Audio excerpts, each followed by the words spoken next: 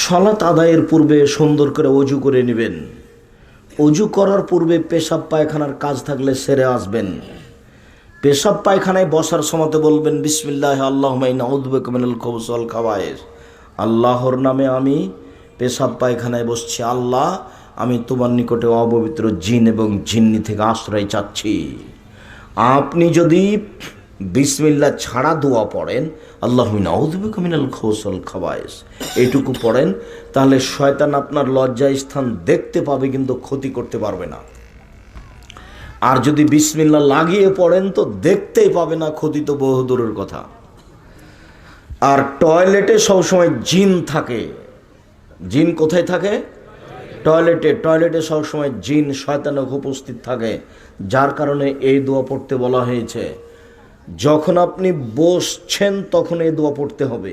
সুন্দর ঝকঝকে করে টয়লেট বানিয়ে রেখেছেন, একবারে ঘরে শহর ঘর চেয়ে বেশি দামি হয়ে আছে, তো ঢোকার সময়তে সেখানে দোয়া পড়তে হবে এটা নয়। ঢুকে গেছি এখন দোয়া পড়া যাবে না এটা নয়। যখন আপনি টয়লেটে বসতে যাচ্ছেন তখন দোয়া পড়বেন। আর যখন টয়লেটের পেশাব পায়খানার কাজ শেষ হয়ে গেল তখন আপনি বলবেন গোফরানাকা, আমি তোমার কাছে ক্ষমা চাচ্ছি, একবার বলবেন।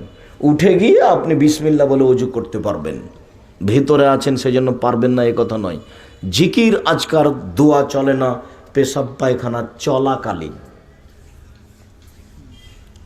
পেশাব পায়খানা চলাকালীন সালাম দেওয়া যাবে তাকে, কিন্তু ও নিজে উত্তর দিতে পাবে না।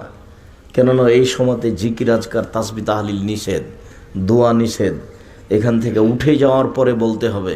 সম্মানিত দিনী ভাই বোন, বের হয়ে আসার পরে আপনি পানি দিয়ে পবিত্রতা অর্জন করুন। পানি না থাকলে ঢেল টিস্যু পেপার ব্যবহার করুন।